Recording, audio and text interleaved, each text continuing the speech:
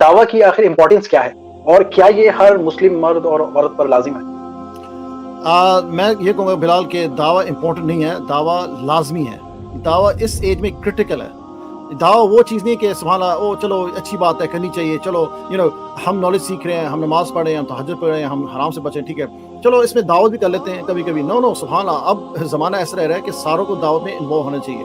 Of course ہمارے پاس اس کی قرآن آیات اور احادیث بھی ہیں. فار ایگزامپل بخاری میں which is English convey from even آیا، مطلب ایک بننے والا آیا، مطلب ایک آیت ہی پہنچا دے. اور صرف علماء کی ایک شرط ہے اس کی کہ جو آیت آپ پہنچائیں گے لوگوں کو، کبھی یہ نہیں آیا مطلب for example only in the remembrance of Allah do hearts find peace. صرف اللہ سبحانہ کو آپ مطلب یاد کریں تو آپ کو سکون ملے گا. یہ ایک آیت ہے رائٹ.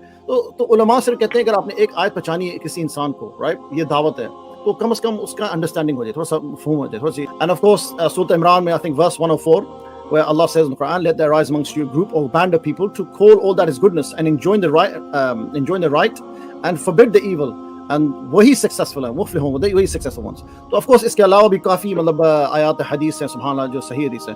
تو امپورٹنس اس لیے کہ یار ہم اس دور میں رہ رہے ہیں. میں ہر وقت کہتا ہوں کہ اگر آپ پریکٹسنگ مسلم ہیں الحمدللہ، لیٹس سے اگر آپ میں کچھ لوگ ہیں ماشاء اللہ چینج لاتے ہیں رائٹ،